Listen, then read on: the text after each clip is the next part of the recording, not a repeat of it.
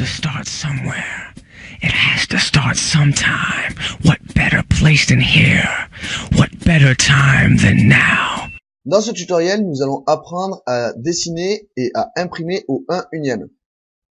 Donc concrètement, ce que nous allons faire, c'est nous allons prédéfinir une grille qui va avoir les proportions et les dimensions d'un format A4. Nous allons dessiner quelques objets dans cette grille et nous allons l'imprimer. Concrètement, ce qui va se passer, c'est que chaque carreau représentera un petit carreau d'un format A4 à petit carreau. Alors, nous allons commencer par paramétrer notre grille. Donc, un clic droit sur les codes de grille, paramètres de la grille. Et là, donc, accrochage activé, espacement X et Y égale, espacement de l'accrochage en X 5, en Y 5, et ici je vais faire pareil, 5, 5. Et ici par contre au lieu de mettre tous les 10, je vais mettre tous les 5. Je vais enlever grille adaptative, je vais enlever afficher la grille au-delà des limites, et je vais décocher suivre le SKU dynamique. Ensuite je vais faire OK, et maintenant je vais définir les limites. Alors, limite, comme ceci, entrée, donc toujours pareil, coin inférieur gauche 0,0 et coin supérieur droit 297,210 et je vais faire entrée.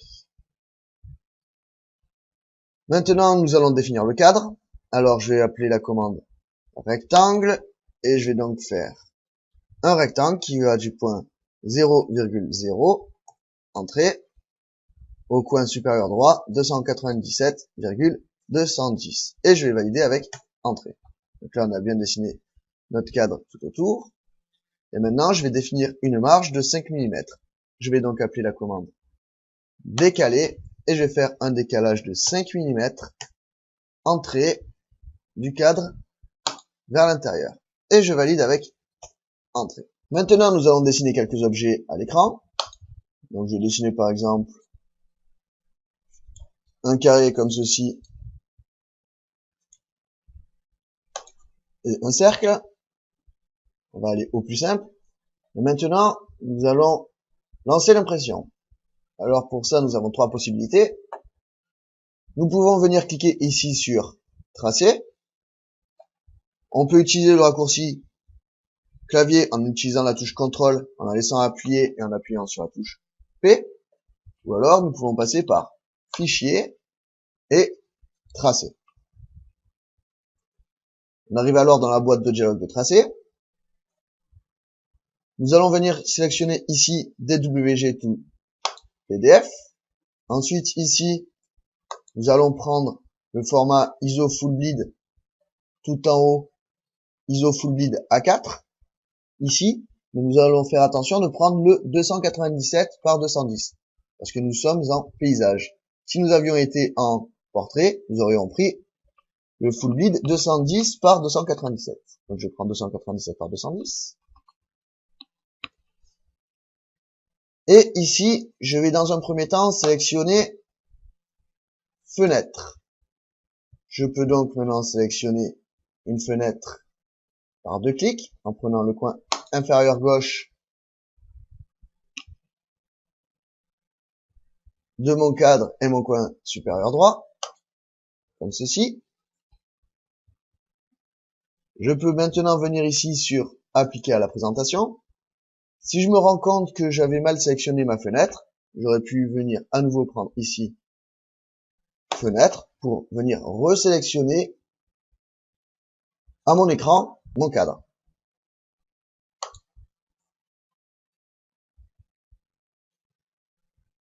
Ici, je vais choisir l'échelle 1/1.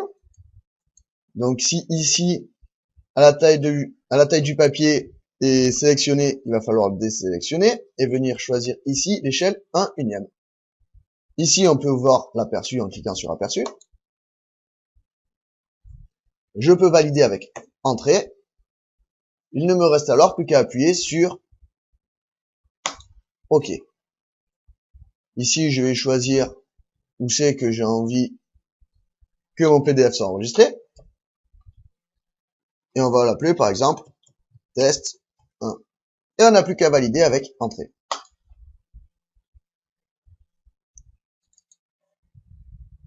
Notre programme par défaut s'ouvre alors, notre programme PDF, et à ce moment-là, on voit notre impression. Il ne nous reste plus qu'à l'imprimer, et nous avons réalisé notre première impression à l'échelle 1/1. Maintenant, admettons que je n'ai plus envie de travailler en millimètres, mais que j'ai envie de travailler en centimètres. Je vais donc supprimer tout ça. Je vais donc redéfinir une grille. Donc je vais faire un clic droit sur la grille, et je vais faire paramètres de la grille. Du coup, mon accrochage en X ne sera plus 5 mais 0,5 pour que chaque carreau fasse un demi-centimètre. Donc pareil pour mon Y. Et ici, un espacement de la grille, pareil, 0,5. 0,5. Mais je vais garder une grande ligne toutes les 5 unités. Et je vais valider avec OK. Et maintenant, je vais donc redéfinir mes limites. Je vais donc taper limite. Je valide avec entrée. Et je vais donc spécifier coin inférieur gauche 0,0, entrée. Et coin supérieur droit 29.7,21. Et je valide avec entrée.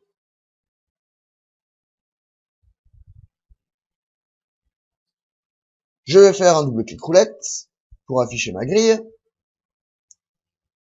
Et à nouveau, je vais dessiner mon cadre. Donc, rectangle du coin 0,0 entrée au coin supérieur droit 29.7,21. Et je vais valider avec entrée. Je vais maintenant définir ma marge. Donc, décaler. Cette fois, décaler par 0,5 pour un demi-centimètre. Je valide avec entrée. Je vais sélectionner mon cadre et le placer à l'intérieur. Et je valide avec entrée. Maintenant, je vais donc supprimer le bord de la feuille. Je le sélectionne et je supprime avec la touche supprime. Et maintenant, je vais donc dessiner des objets à l'intérieur de la zone d'impression. Donc, à nouveau, je vais faire un rectangle comme ceci et un cercle comme ceci. Et maintenant, je vais imprimer mon dessin. Donc, à nouveau, je vais prendre fichier. À nouveau, je vais prendre tracé. Je vais donc prendre ici le même traceur, c'est-à-dire DWG to PDF, et le même format de papier, ISO Full Bid A4. Je vais prendre fenêtre, je vais sélectionner mon coin inférieur gauche et mon coin supérieur droit.